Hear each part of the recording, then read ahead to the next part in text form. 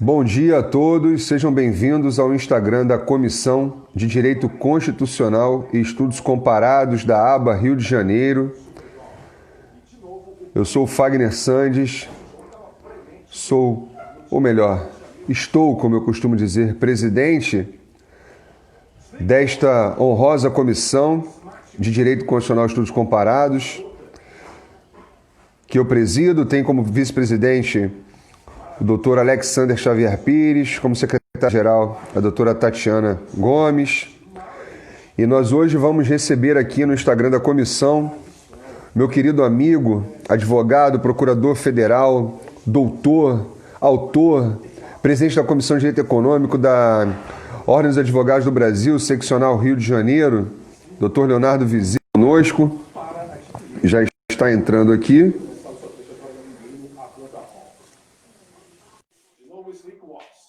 Olá, meu amigo, tudo bem? Bom dia, amigo. Bom dia a todos. Me ouvem bem? Estou te ouvindo bem, tudo tranquilo. Estou convidando aqui as pessoas. Ontem eu informei mais uma vez no meu Instagram, né, que a live seria por aqui. Você também postou no seu. E assim, normalmente as pessoas vão entrando depois que a gente começa a live, né? Aí é que elas começam a entrar. E hoje o nosso tema é um tema fantástico, né? O que é a República? E aí, evidentemente, nós vamos entrar em alguns assuntos que, sem dúvida alguma, precisam, né, meu caro amigo, de uma reconstrução, particularmente aqui no Brasil, em razão da própria subversão do que é o princípio republicano em sua essência. E essa temática, sem dúvida nenhuma, né, será muito bem explorada por ti. Vamos ter muitas informações pertinentes para aqueles que estiverem conosco hoje aqui. E quem não tiver também, eu vou deixar essa live salva, tá, Leonardo? Com a sua autorização, sem dúvida. E também já... Ótimo. E também já baixo para disponibilizar lá no canal do YouTube, ok? Se não for nenhum problema para você. Não, pode tá bom? Disponibilizar que o conhecimento só se torna precioso quando ele é compartilhado por todos, né? O objetivo Exatamente. da ciência é a disseminação do conhecimento. Quando você sabe Perfeito. Quando você sabe muito e escreve um livro, você torna o conhecimento restrito somente a quem adquiriu o livro. Agora, quando você sabe muito e permite que aquilo seja passado de forma oral, daí vem a origem do direito consuetudinário, ele se torna universalizado. E as ferramentas de informática, conexão, elas permitiram a universalização do saber de uma forma muito boa. Perfeito, exatamente. Eu penso nesse sentido também. Nós precisamos democratizar a informação, mas informação correta, né, Leonardo? Porque em era de fake news, meu amigo, as informações estão totalmente deturpadas e, infelizmente, né, desaguam. As pessoas acabam sendo conduzidas, influídas de uma forma totalmente errada. E aí, meu amigo, deixa eu só fazer uma conta. Querido Daniel Petrocelli, seja bem-vindo. Doutora Tatiana também está aí, André, Eduardo, Rufino.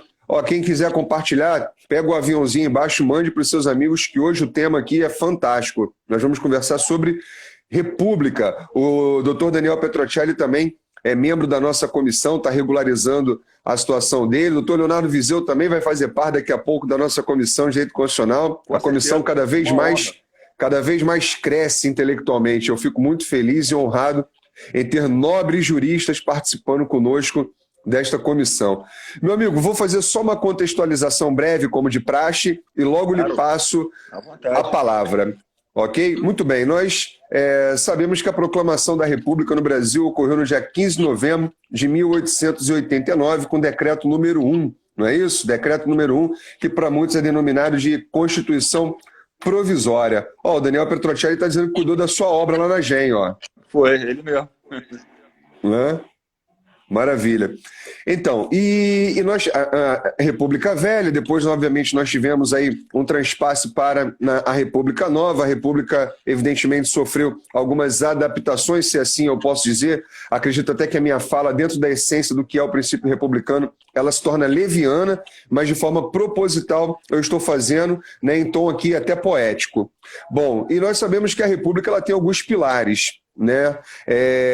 Mandato temporário, eleição do governante, responsabilização do governante, bases sólidas no princípio da igualdade e na laiciedade do Estado, né? O Estado não é laicista, ele é laico. Há uma diferença fundamental entre essas particularidades. E o que muito me preocupa hoje, e aí me faz lembrar Aristóteles, né, quando ele dizia o seguinte: a monarquia pode levar à tirania, a aristocracia à oligarquia e a república à demagogia.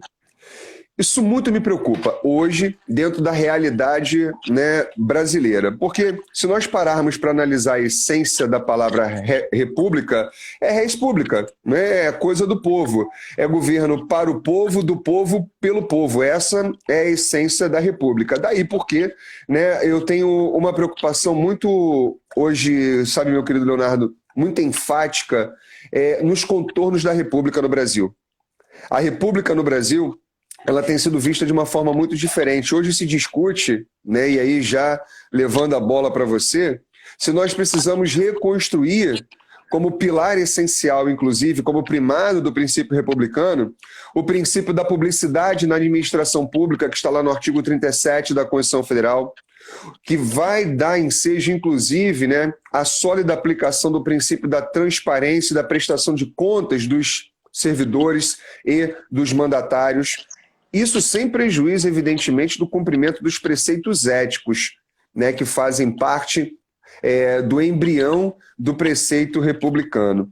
Então, são com essas considerações iniciais que eu quero te passar a palavra para nós, né, aqui com esse objeto não delimitado, mas construirmos ou reconstruirmos a ideia republicana dentro, claro, sem... Oi, Leonardo. Travou não? Estou aqui te vendo, te ouvindo. Você tá me vendo? Tá ótimo. Tô te vendo. Tá? Ótimo. Então, para nós, aqui, claro, sem nenhuma pretensão, né, de estabelecer qualquer tipo de verdade, mas sempre com pontos de reflexão diante do que nós entendemos como ciência, né, de reconstrução em razão do princípio da publicidade. E por que nós pensamos nessa live hoje, né? Na semana passada, nós tivemos a divulgação pelo ministro Celso de Mello, na verdade, uma decisão do ministro Celso de Mello, autorizando, portanto, que a reunião de Sua Excelência, Presidente da República, Jair Messias Bolsonaro, com os seus ministros, à época, né, fosse divulgada, fosse tornada pública. E muitos foram absurdamente contra esse tipo de decisão do ministro Celso de Mello, haja vista que entenderam que ali haveria violação à privacidade do presidente da República e dos seus ministros, né? Essa é a grande questão. Porque se eles soubessem que aquilo seria gravado e divulgado, eles não teriam falado da forma como deveriam falar. Não teriam xingado tanto. Pois é, não teriam xingado tanto. E aí vem uma questão que nós até conversamos, né, meu amigo, nos bastidores, e até deixamos registrar também na live da semana passada que fizemos, se hoje nós temos a TV Justiça, que transmite os julgamentos do Supremo Tribunal Federal, e outros, né? Temos a TV do TST, do STJ, temos a TV Câmara, a TV Senado, não é isso? Nós temos. E, para mim, todas essas TVs, né, de uma forma bem simples aqui tratando, elas são máximas do princípio da publicidade, da prestação de contas, da transparência. Por que não a TV Planalto? Daí então eu lhe passo a bola, e é contigo, meu amigo, para você fazer aquela análise histórica de fundamentos. A bola está contigo. Ótimo. Obrigado. Mais uma vez, um prazer, uma honra poder participar. E esse tema é um tema que eu particularmente adoro. Quando a gente fala sobre a República, está falando basicamente sobre ciência política, sobre teoria do Estado. Muitas pessoas confundem a obra de Platão com a República em si. Quando Platão escreveu a obra A República, ele travou um diálogo, que toda a obra dele era muito retórica, era muito feita em prosa, ele travou um diálogo imaginário de Sócrates com diversas pessoas. E aí, em que pese se falar a República, ser intitulada a República, ele falou basicamente sobre regimes políticos, que é a maneira pela qual o Estado, a nação, se relaciona com seu governante, elege seu governante e dá crisma de aprovação ao governante, popular ou não.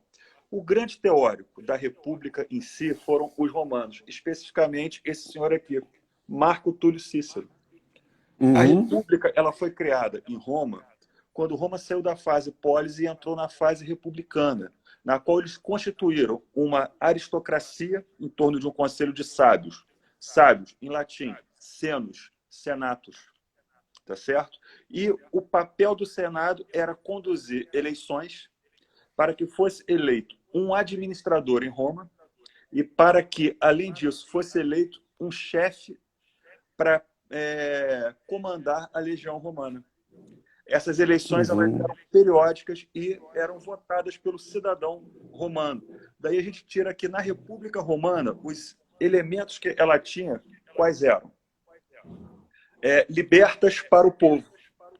O povo tinha que ser livre e tinha que ser dono da sua propriedade. Porque para você ser liberto, você tinha que se sustentar. Para você se sustentar, você tinha que ser senhor das suas terras. Então, é por isso que no direito romano, a propriedade privada era um valor tão caro. Porque era a propriedade privada que constituía o cidadão romano quanto ator da sua política. Além disso, entendeu? O Senado tinha que ter autoritas. Isso é, ele tinha que ter poderes para editar normas, para julgar e para assegurar o fiel cumprimento das suas normas. Daí ele dava aos seus funcionários, os seus pretores, que eram os magistrados, os pretores em si e os centuriões, potestas, isso é, competência para dar fiel cumprimento, aplicar e fazer valer a autoridade do Senado. A República Romana era isso. A República durou muito pouco tempo porque Roma entrou na fase de império. Por quê? O comandante da legião romana, que era chamado César, o primeiro dos generais, ele simplesmente não queria abrir mão do seu poder. Então, na fase imperial, não era mais o Senado que fazia a sucessão de César por eleição do cidadão romano. Era César que escolhia seu próprio sucessor. Então, ele pegou alguns elementos da República Romana e desvirtuou. Por quê?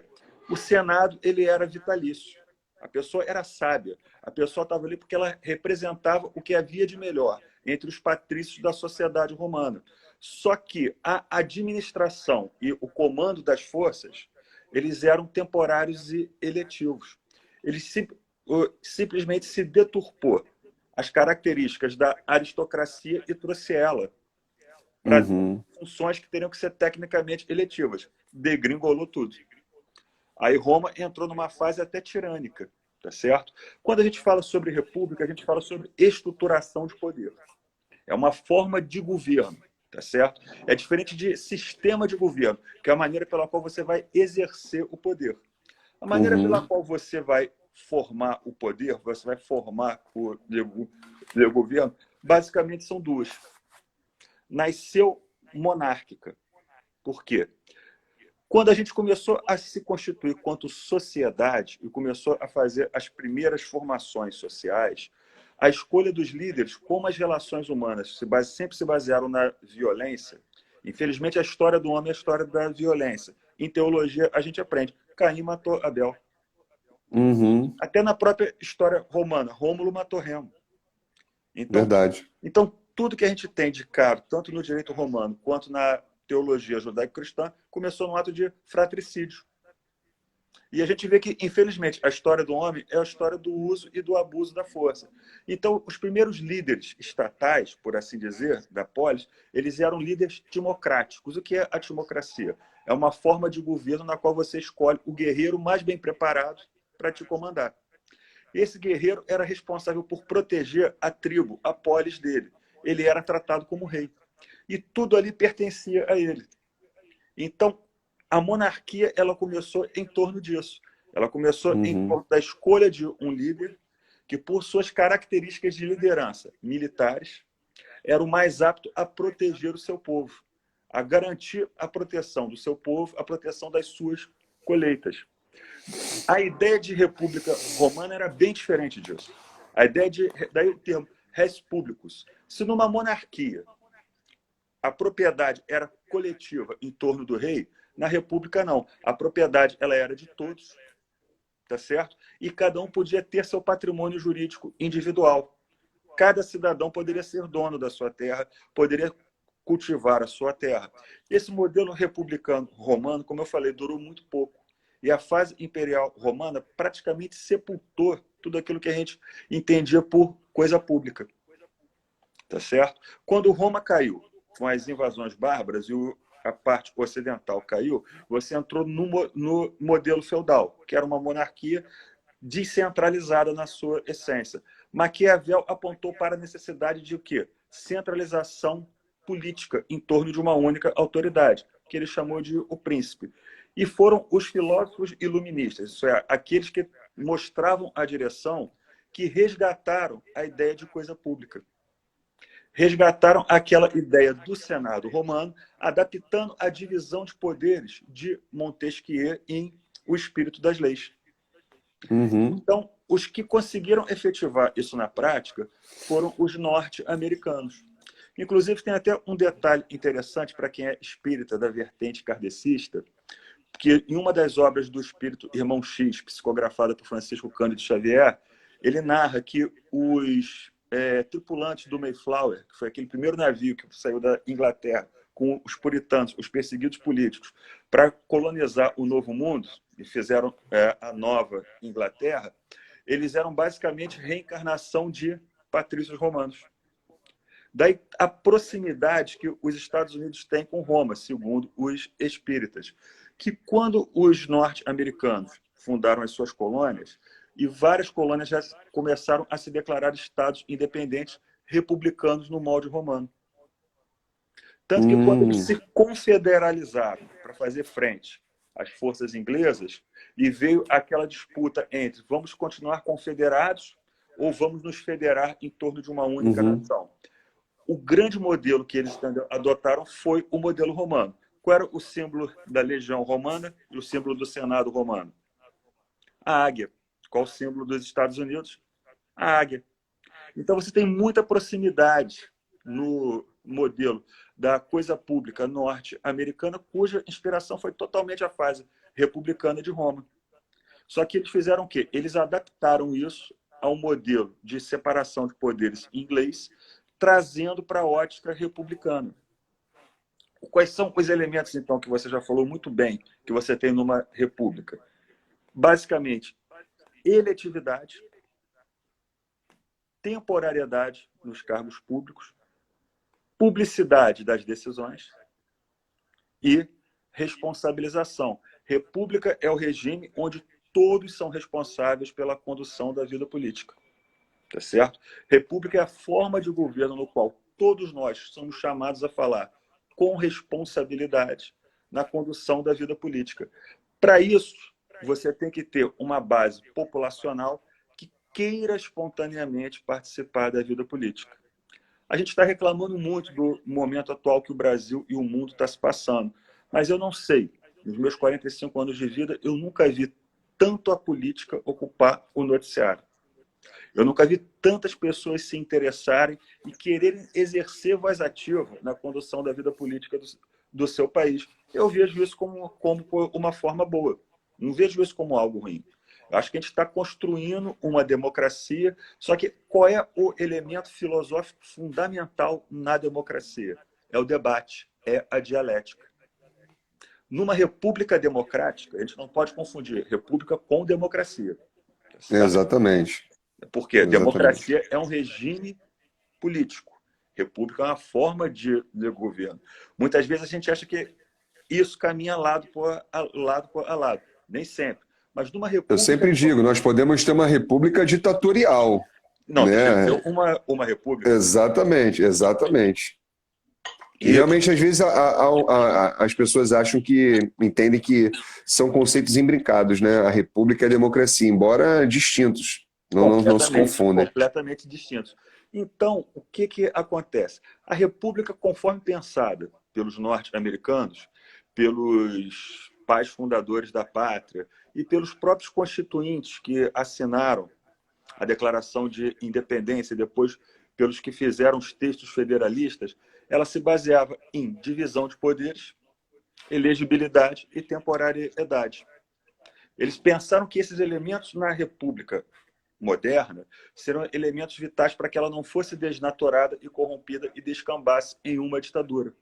O poder tinha que ser delimitado e um não poderia interferir no outro. Daí aquela ideia de separação de poderes dos norte-americanos, que difere da integração de poderes dos britânicos.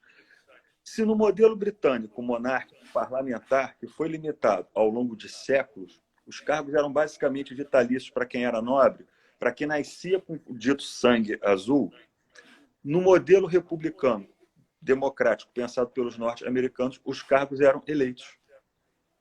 Para que todos os servidores do povo tivessem crisma de aprovação popular, inclusive para os próprios magistrados que exerciam o judicial review nos atos do poder executivo e nos atos do poder legislativo. Ora, se eu vou desconstituir um ato chancelado pelo presidente da República, eu tenho que, o mínimo, gozar da mesma aprovação popular que ele. Ele foi eleito? Foi, então eu tenho que ser eleito também. E, por fim, a temporariedade. A gente está falando sobre república. Falar sobre república é falar sobre poder. O que é poder? Poder é a capacidade de subjugação da vontade alheia. Poder é o famoso, eu mando, você obedece. Isso vicia? Vicia. E como disse... Até os mais nobres de coração, né? Até os mais nobres de coração são seduzidos pelo poder. Então, como eu tenho formação em teologia também, os meus exemplos são muito teocráticos. E quando a gente estuda a formação monárquica egípcia, tem uma cena emblemática.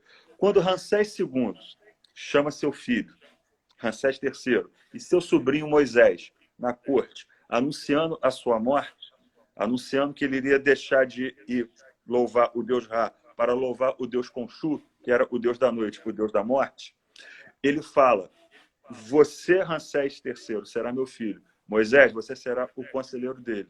Cuidado com o poder vicia. E os mais sequiosos pelo poder, via de regra, são os mais inábeis para poder exercê-lo.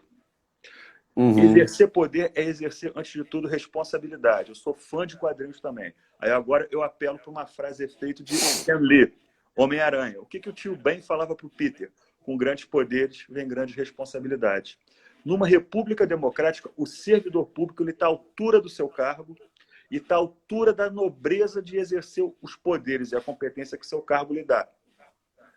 Em uma oligarquia tirânica, e já a gente explica o que é, as pessoas elas querem poder para ter privilégios, e ter privilégios odiosos. Elas não exercem poder para atender à vontade popular, elas exercem poder para satisfazer suas paixões e suas ganâncias pessoais. Daí a gente vê que uma forma pura de governo, pensada assim por Platão na obra A República, a aristocracia, o governo dos mais sábios, que foi a formação que Cícero pegou para criar o Senado romano. Tá certo? Aí, como é que a aristocracia ela se desnatura? Oligarquia, que é aquele governo demagógico, tirânico, tá certo? Corrompido, de um pequeno grupo de pessoas que exploram a grande maioria do povo. É diferente da aristocracia. O aristocrata, ele serve de quê? Exemplo para seu povo. Ele doa para seu povo. Um exemplo que eu achei fundamental, que eu até falo em diversas palestras, foi diante da crise financeira de 2008, tá certo? Você teve nos Estados Unidos diversas famílias que perderam suas residências. Famílias que louvavam-se da renda que tinham no mercado de capitais, tá certo? E muitos investiram no subprime, perderam tudo, foram para o olho da rua. Um músico famoso, que é referência da minha geração, John Bon Jovi, que é de New Jersey, ele montou a Soul Foundation, e bancou uma turnê do próprio bolso, levantou 16 milhões de dólares, construiu casas populares empregando aquelas pessoas. As pessoas elas trabalhavam na construção civil, recebiam salário e, além do salário, ganhavam uma casa para poder morar. E continuavam trabalhando na construção de residência para outras pessoas. Eram prédios populares de até 4 andares, sem elevador, para o condomínio ficar barato. E no térreo você tinha lojas comerciais para que as pessoas pudessem exercer os seus ofícios. E isso é um exemplo de um aristocrata. A aristocracia, via de regra, hoje, no mundo moderno, é a classe média. O mal do Brasil é que a nossa classe média, a classe artística, ela não se porta de maneira aristocrática, ela se porta de maneira oligárquica. Ela não dá bons exemplos à população, tá certo? E voltando aqui, voltando ao entender o nosso tema. Hoje, a república ela pode ser exercida de várias formas. Você pode ter tanto uma república presidencialista, quanto você pode ter uma república parlamentarista. Aí vem a diferença aqui, do sistema de governo, a maneira pela qual você vai exercer as competências das atribuições dos poderes constituídos. Basicamente, você tem 2 sistemas de governo no mundo. Quando a gente fala disso, parece que é uma coisa bastante complicada, mas quando a gente vê, é muito simples e muito gostoso de se debater, muito gostoso de se estudar. Ciência política é uma arte apaixonante, é uma ciência apaixonante. Muito. O direito constitucional, para quem estuda, é apaixonante, é viciante. Mas o direito constitucional ele fala sobre poderes. O que é poder? Capacidade de subjugação da vontade alheia. Além disso, um grande teórico do poder contemporâneo foi Michel Foucault. Michel Foucault analisou as estruturas de poder dentro de instituições públicas e privadas, basicamente presídio e manicômio, hospital. E Michel Foucault percebeu que no mundo moderno, no mundo da informação, da interconexão, exercer poder não é só subjugar a vontade, é principalmente manipular a vontade. Aí eu estou falando isso porque eu estou pegando a sua fala inicial. Hoje a gente vive o mundo das fake news, o mundo daquelas meias-verdades, da pós-verdade. Para que você faz isso? Para manipular. Hoje você tem diversas instituições que conseguem fazer com que o cidadão obedeça, não por uma questão de força, mas por uma questão de manipulação, por uma questão de medo, e sim por uma questão de diversos fatores que não são algo que veio hoje. É o que Michel Foucault, 30 anos atrás, já explicava em Microfísica do Poder, que é uma leitura interdisciplinar que eu particularmente recomendo a todos. Então, como é que você pode estruturar a república hoje? Ela pode ser uma república presidencialista e pode ser uma república parlamentarista. Aí vem a diferença. O presidencialismo ele foi uma construção norte-americana para romper de vez com a forma de governo monárquica, certo? O que é o presidencialismo? É aquele sistema de governo no qual, basicamente, o presidente da República exerce, às vezes, de chefia de Estado e chefia de governo. Ele representa a nação no cenário internacional como primeiro mandatário dela, primeiro dignatário dela, e no plano interno ele exerce a direção superior da administração pública e o comando das Forças Armadas, como primeiro mandatário da nação. Hoje você tem tanto a República presidencialista, que a República moderna ela foi criada em torno do presidencialismo, certo? A República parlamentarista foi uma adaptação do rompimento dos regimes monárquicos, das formas de governo monárquicas, ingressando na forma de governo republicana. A monarquia em si, vamos falar um pouquinho sobre ela? A monarquia, ela foi... Só abrindo um parênteses aqui, meu caro amigo, claro. Doutor Leonardo. Eu ia exatamente aproveitar o ensejo da sua fala, fazer um recorte, exatamente para fazermos a distinção entre monarquia, né, aquela monarquia estrita, da monarquia constitucional. E aí eu vou deixar que você faça essa explanação, né, com muita sapiência, como sempre. Obrigado. Porque as pessoas confundem ainda república com monarquia constitucional. Não, e isso não é. tem um... Pois é. Só fazer esse recorte, já que você vai entrar na questão da monarquia, para também fazer esse traço distintivo com a monarquia constitucional, aproveitar o ensejo. Isso. Bom, a monarquia em si, ela é uma forma de entender o governo que se baseia em um único valor, vitaliciedade. Numa monarquia, quem exerce a autoridade política exerce vitaliciamente.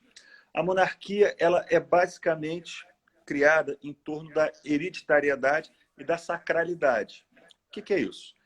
Os líderes políticos numa monarquia têm direito de sangue, direito de herança.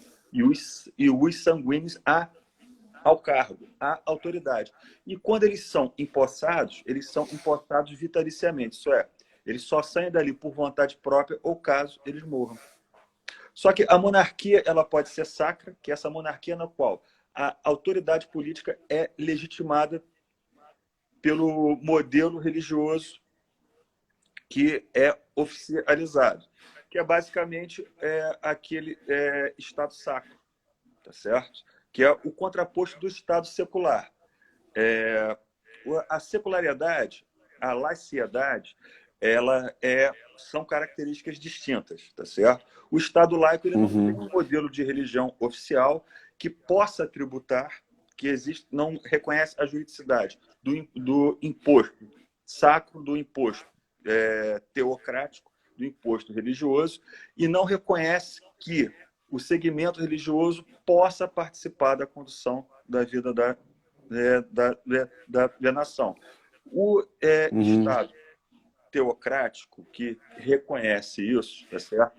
Ele, via de regra, pode ser associado ou não à monarquia, ao tipo de monarquia sacra e hereditária.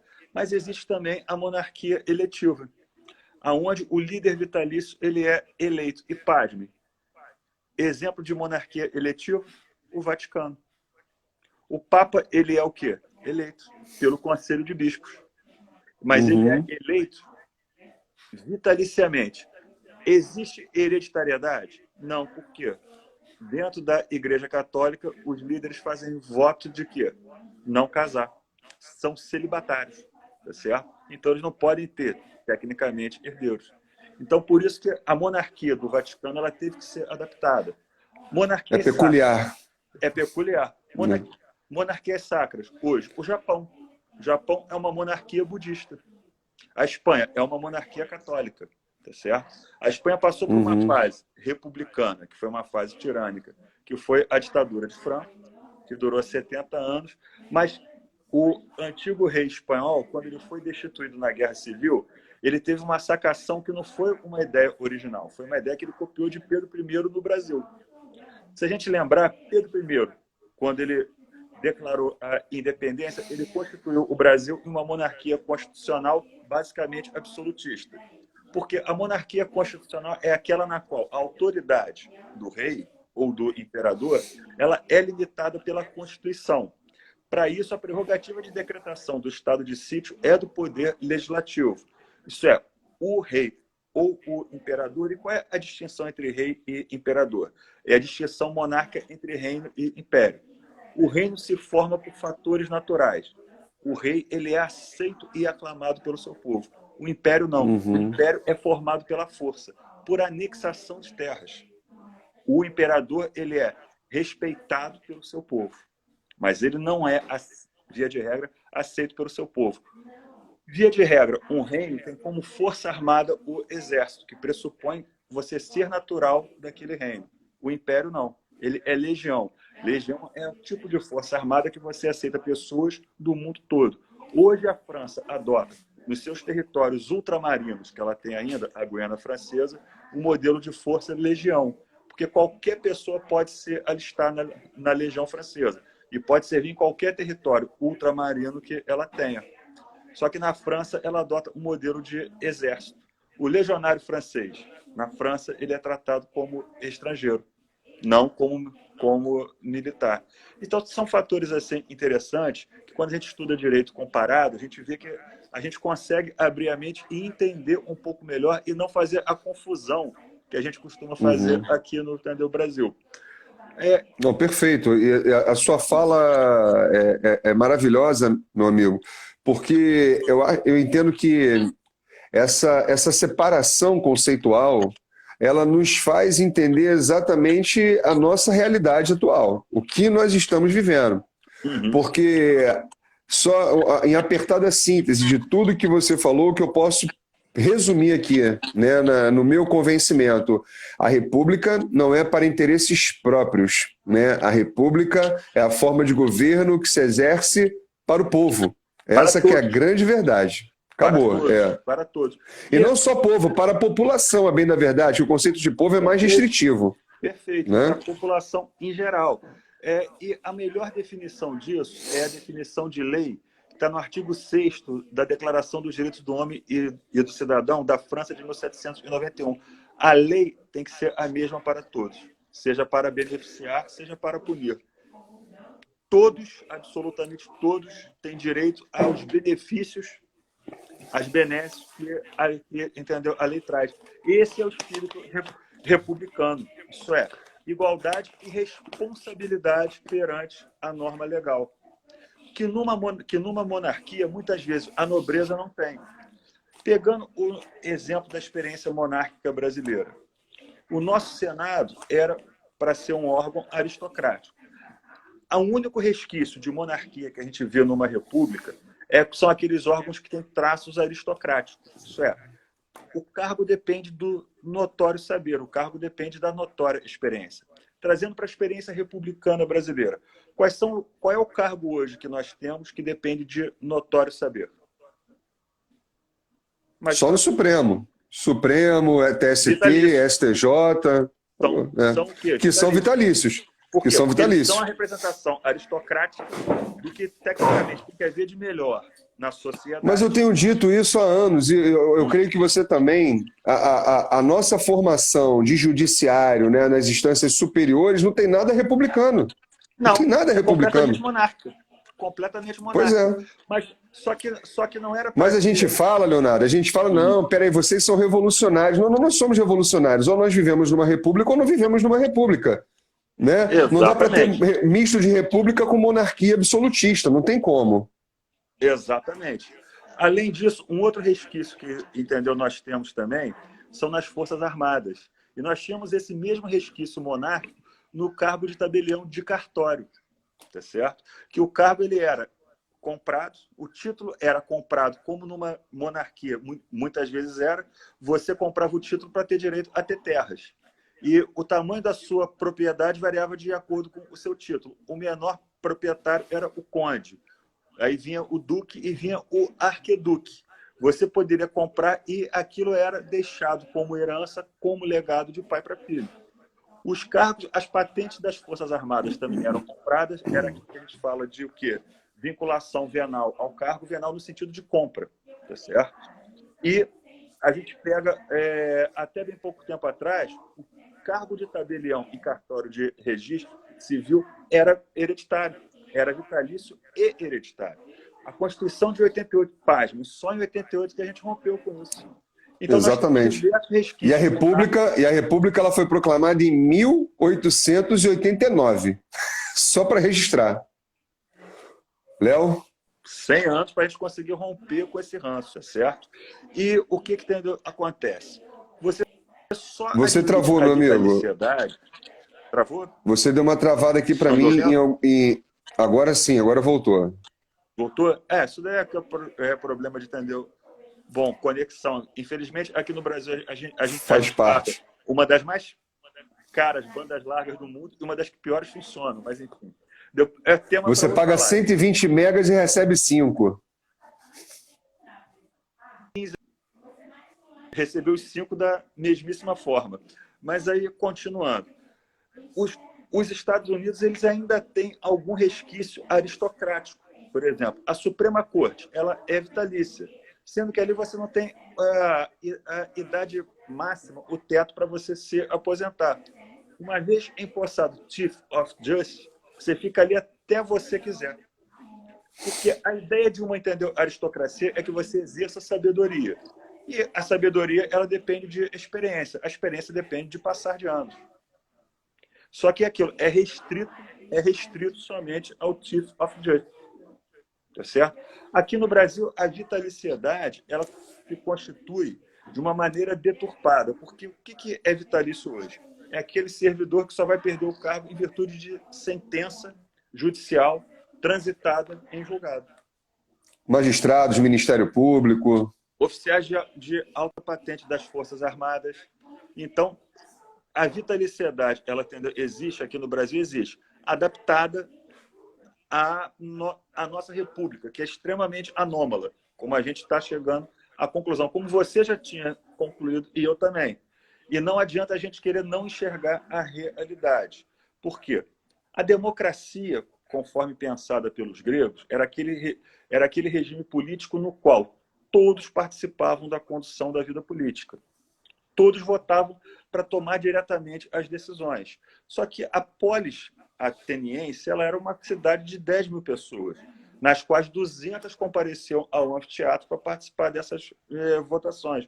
O mais próximo que a gente tem hoje, para que a gente possa entender, é basicamente o quê? Assembleia de condomínio do seu prédio. Aquilo é uma, digamos assim, representação de democracia direta, no qual você vai tomar as decisões para o local onde você mora, coletivamente. Se você não vai, se você não comparece, se você não debate, se você não vota, você aceita a decisão dos que foram ali. E não tem um quórum qualificado para tanto. Com a evolução dos tempos, com o aumento da população,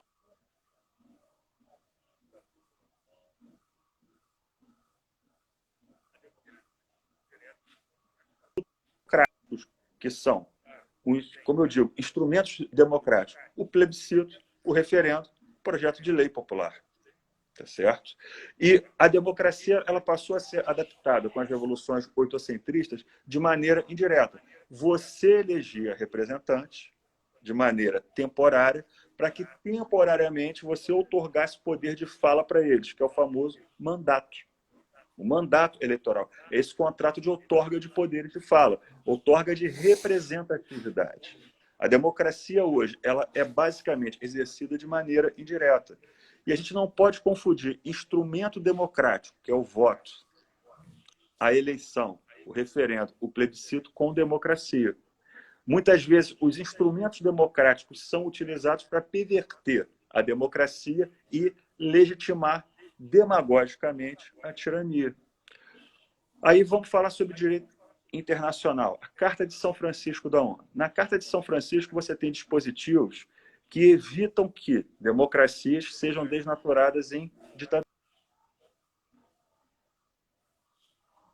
Quais são essas exigências? Você do político. Leonardo, você está travando muito. Você está travando muito. Pelo menos uns 10 segundos aí sem te ouvir. Deixa eu tentar ir para a varanda aqui, que talvez a gente... o sinal pegue melhor aqui. Tá me ouvindo melhor agora? Agora eu estou te ouvindo. Beleza. Aqui a gente tem uma vista um pouco melhor. Aqui no fundo, a praia, mas enfim, vamos lá. Show. É Icaraí? Icaraí? Não, Charitas. Charitas, show. Charitas que show. que é interessante. O bairro todo antes era São Francisco, em homenagem à igreja de São Francisco, que é uma igreja secular. Ali no saco, né? Até ali no saco, né? Isso. Por quê? O nome do bairro, o nome da cidade era dado de acordo com o nome do santo, que nós somos um país de tradição católica. Na década de 50 fizeram um mirante e aterraram parte da praia e partiram a praia ao meio. E deram o nome da segunda metade de Charitas, que é caridade em latim, que era o lema da ordem dos franciscanos. Tecnicamente, o nome do bairro é Caritas, mas abrasileirando o português e o latim ficou Charitas. Sensacional, muito bom. Viu? Mais uma informação, que agora a gente já sabe a origem do nome, né, do bairro Charitas, em Niterói. Exato. Caritas de caridade. Pronto, perfeito, maravilha. Show. E aí, entendeu? Continuando. A ONU, ela, em 45, achou que bastasse que você obrigasse as nações signatárias da Carta de São Francisco a ter partido, pelo menos, e fazer eleição periódica, que você iria evitar a desnaturação das democracias em ditaduras. Ledo engano. Por quê? A ONU teve o erro de confundir instrumento democrático com democracia. Muitas vezes você utiliza os instrumentos democráticos para matar a democracia. A Coreia do Norte, que todo mundo reconhece como ditadura, em que pese se chamar República Popular Democrática da Coreia do Norte. Ela tem partido? Tem um único partido que está no poder desde que foi feita a revolução lá. E tem eleição? Tem, mas na última eleição, o Supremo Líder foi eleito com 110% dos votos. Isso teve mais gente votando, teve mais voto computado do que eleitor cadastrados para poder Uhum. votar. E a gente percebe que muitas vezes a gente confunde instrumentos democráticos com democracia. Aqui na América Latina, analisando o nosso cenário político, a Venezuela foi o partido que mais convocou eleições para fins de referendo e plebiscito nos últimos anos. E a gente reconhece hoje a Venezuela como uma democracia ou uma ditadura. Então a gente vê que nem sempre você ter eleição, você convocar o voto popular, é sinônimo de você estar presenciando uma democracia. A própria Bolívia foi uma situação bastante esdrúxula, porque o Evo Morales foi reeleito, convocou um plebiscito popular para ver se poderia alterar a Constituição para lhe garantir um terceiro mandato, perdeu no plebiscito, entrou com um pedido excepcional na Suprema Corte boliviana e estava reeleito por decisão liminar. Então, a gente percebe que, muitas vezes, os instrumentos democráticos, as instituições democráticas, elas podem se desnaturar. Um judiciário teria que representar uma aristocracia. Pode, muitas vezes, representar interesses oligárquicos de um grupo que tomou o poder e não quer sair dele. Muitas vezes, Verdade. a convocação de eleições, elas servem para simplesmente você não obedecer o resultado de uma e ir convocando eleições até você conseguir um resultado que aprove os seus interesses. E muitas vezes um executivo torna-se um regime tirânico. O presidente torna-se o tirano, torna-se o ditador. Tá certo? Diga. E é exatamente aí. A gente já está com 47 minutos, Léo. Passa muito rápido, impressionante. Rápido. E o grande que eu aprendi fazendo rádio. O bom programa de rádio é aquele que, quando acaba, te deixa com gostinho de quero mais.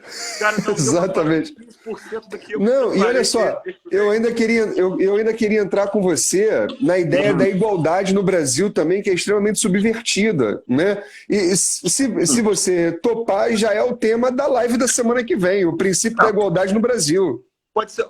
Uma coisa que estão me cobrando bastante em tempos de Covid é falar sobre hermenêutica e interpretação. Mas se você quiser, a gente pode ser. Pode entender, Inês. Já deixamos logo duas seguidas, então. Hermenêutica constitucional e na outra já fica a igualdade. Pronto. Perfeito. Agora, só para a gente, agora nesse finalzinho, nessa reta final, pensar exatamente sobre esse tema que você falou.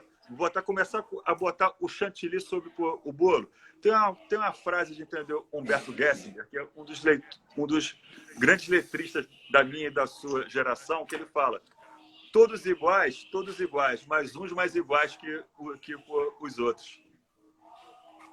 Ele fala exatamente isso sobre a igualdade aqui no Brasil. A lei é a mesma para todos? É. Mas a interpretação da lei varia de acordo com o rosto da pessoa a qual ela vai ser, aplicada. Pegando a frase do falecido finado Antônio Carlos Magalhães: para os amigos, tudo; para os inimigos, os rigores da lei. Daí exatamente, né, essa necessidade de se compreender exatamente o que é a República, porque um dos primados da República é o princípio da igualdade, não da forma como ele diuturnamente é aplicado no Brasil. Aqui no Brasil, mas isso a gente deixa para falar na próxima live, que eu tenho muita coisa para falar, você também. Vamos lá, a questão da TV Planalto, né? Violaria ou estaria abraçada pelo princípio da publicidade? Seria ou não seria republicano? Olha, eu penso que isso daí tem um lado muito bom, porque nas questões relativas à administração pública, que se baseia em publicidade, a TV Planalto funcionaria muito bem para vezes de chefia de governo. Mas muitas vezes a gente esquece que o presidente da República é chefe de Estado. E como chefe de Estado, eles têm questões sensíveis à nação brasileira de segurança, têm que ser tratadas sob sigilo. Mas não é só o presidente da República que passa por isso. Quando a gente atua em mercado de capitais, a gente assina termos de confidencialidade. E uma operação de fusão, aquisição entre empresas de grandes corporações, é até crime de insider information você violar o sigilo das negociações. Então, a gente percebe que em determinados atos, tanto da vida privada quanto da vida pública, o sigilo é fundamental. Um acordo internacional de compartilhamento de tecnologia, um acordo internacional de investimentos estrangeiros, ele pode alterar o mercado brasileiro e fazer com que o título de valores mobiliários se altere muito. Então, pessoas podem perder tudo que têm ou podem enriquecer da noite para o dia se tiverem acesso à informação privilegiada. Então, eu Concordo. vejo a TV Planalto muito boa para atos da administração pública. Agora, para atos de chefia entendeu? De Estado. É colocar o Brasil numa posição periclitante. E um outro problema que, entendeu? Vulnerável, ficaríamos vulneráveis, na verdade, né? Ficaríamos vulneráveis. Agora, Totalmente. me parece, não sei qual é a sua visão sobre, e aí eu quero até te ouvir, me parece que se o ministro Celso de Mello ele tivesse percebido que aquela reunião e as falas dali provenientes fossem ou estivessem inseridas num contexto de segurança do Estado, né, não me parece, sem dúvida alguma, que ele iria autorizar a divulgação daquela reunião, das imagens e conversas daquela reunião. Porque se assim fizesse, né, salvo o melhor juízo, estaria o próprio ministro incorrendo em crime de responsabilidade. Perfeito. Me parece. Me parece. Mas só que aí vem por o lado ruim, de quando você dá excesso de publicidade. Deixou de ser transparência, passou a ser marketing. O grande problema que esse que é o problema. O grande problema que eu vejo quando você dá o excesso de publicidade, ainda mais por meio audiovisual, televisivo, é quando a autoridade pública ela faz maquiagem para poder exercer o ofício dela, ela se prepara, faz cabelo como se aquilo fosse um espetáculo televisivo. Espetáculo. Quando você... hoje, o que me preocupa bastante é uma coisa que todos os juristas falam, é a espetacularização da administração pública. É a espetacularização da justiça. É você tomar aquela decisão com base no Ibope da TV Justiça, com base no Ibope da TV são as posições midiáticas, né? Exatamente. Esse é o grande problema que entendeu, eu vejo. Quando você acha que aquele instrumento democrático, que é para garantir a transparência, se torna num motivo de marketing pessoal. Aí você deixou Leonardo, será que nós estamos, então, aplicando... Oi, travou, amigo, travou. Travou? Perdão. Será que nós estamos aplicando o princípio da publicidade, então, de forma equivocada? Talvez o princípio da publicidade dê uma terceira live, né? Só para entender a sua origem, seus desmembramentos, né? O cotejo dele com a privacidade, com a intimidade no âmbito da administração pública, se restringe ou se não restringe. Enfim, só aí já dá uma live, né? Uma terceira live, porque hoje a publicidade virou o quê? Virou marketing. A gente viu diversos governadores de estado durante a crise com o Covid mais preocupados com o figurino na entrevista do que em trazer informação, em tomar o conteúdo, válidas, em ter conteúdo. Então, eu acho que quando a administração pública se torna objeto para marketing pessoal, a publicização se torna espetacularização, se torna o quê? Instrumento de marketing. E eu acho isso extremamente perigoso. Ainda mais quando você fala em tomada de decisões sensíveis que envolvem o sustento e a vida da população brasileira. Então, quando a gente permite a espetacularização pelo excesso de publicidade, a política se desnatura em quê? Demagogia. Exato. O administrador da coisa pública, o administrador da justiça, ele não vai tomar a decisão com base na lei ou com base naquilo que a população realmente precisa, mas com base na popularidade que aquilo pode trazer para ele. Perfeito. Entendeu? Essa é a subversão. Esse é o ponto-chave da subversão. Achar que exercício de cargo público é exercício de popularidade. Que você está ali para angariar seguidores. É aquele fenômeno de influenciador digital, sabe? Quando gestor público. Digital influencer, é verdade. Isso. Deixa de ser gestor público, deixa de ser chefe de Estado, chefe de governo para ser digital influencer, né? Ou no âmbito do governo, no âmbito do município, ministério, secretarias, pouco importa. Aí eu vou né? te Mas trazer, muda o foco. Aí eu vou te trazer uma provocação. A forma de governo republicana, ela não se coaduna com a forma de governo messiânica, no qual você não tem um presidente, você não tem um primeiro-ministro, você tem um líder que você segue às cegas. Isso é tirania. A república se baseia em crítica. Você tem que cobrar do seu líder. Se o chefe de Estado, chefe de governo, parlamentar, o juiz não quer ser criticado, ele não pode exercer função pública. A função pública pressupõe você ser criticado e ser cobrado pelos seus atos. Isso é fato. Exatamente. A república é isso. E as pessoas precisam entender isso. Não é porque, na verdade, você vota numa determinada pessoa que você tem que apoiá-la de forma cega. Entender que tudo que ela faz é correto e é uma verdade absoluta, tudo que ela diz. Não. Pelo contrário, eu não estou imune a críticas, a reflexões em razão de ter concedido o meu voto a uma pessoa, a uma confiança naquela pessoa. Pelo contrário, é exatamente o meu voto que me dá mais legitimidade ainda para cobrá-la dentro daquilo que foi o propósito da eleição dela. Exatamente. Ela não pode se desvirtuar da plataforma política dela, do plano de governo dela, da proposta. O plano de exatamente. governo tem que ser exatamente dentro daquilo que ela se propôs a aplicar, se propôs a executar.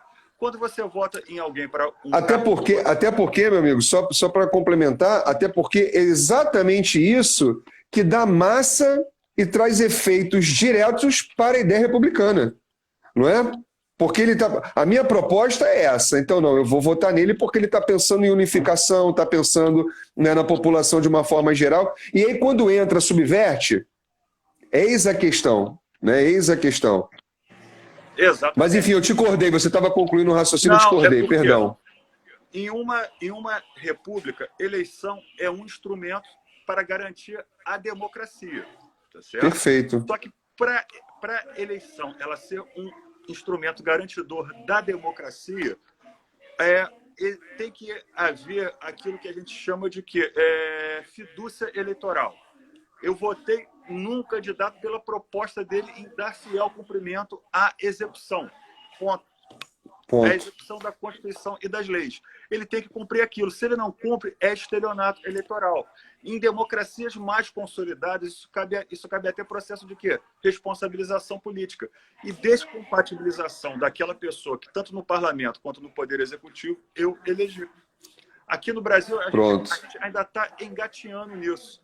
Porque exercer crítica é emitir juízo de opinião. Todos os atos são passíveis de crítica, sejam as positivas, concordo com o que ele fez, sejam as negativas. Acho que ele fez errado, acho que isso não vai ter uma consequência boa. E cobro dele. Inclusive porque, em uma república democrática, seja presidencialista, seja a parlamentarista, o papel do parlamento é fiscalizar o presidente da república, é fiscalizar o primeiro-ministro. Só que no parlamento, a proposição e a aprovação orçamentária é o parlamento. O primeiro-ministro executa o orçamento que o parlamento autorizou. Se ele sai uma vírgulazinha, ele cai, é derrubado, o gabinete dele cai todo. É isso. No presidencialismo, não. Meu amigo, temos um minuto. Vamos nos despedir. Te agradeço em nome da Comissão de Direito Constitucional e Estudos Comparados por ter aceito o convite. Semana que vem já vamos fazer outra, sobre hermenêutica constitucional, então. Meus abraços e agradecimentos a você, meu caro amigo, por ter aceito o convite. Amigo, obrigado a todos. E o que é uma república? Uma república é o regime onde todos somos chamados a falar com responsabilidade. Tá certo? Maravilha. Em conclusão, a essa larga fala hoje, proferida pelo nosso querido e brilhante amigo, Dr. Leonardo Vizeu. Obrigado, meu amigo. Semana que vem estaremos juntos, não esqueça. Obrigadão. E não cheguei a 20% do que eu me planejei para falar. Abraço para todo mundo. Pode ser a República parte 2. Pode ser a República parte 2, se você quiser. A gente volta no tema. Abração. Tudo bom. Um abraço, gente. Bom dia para todos. Até a próxima. Bom dia para todos. Até a próxima. Tchau, tchau.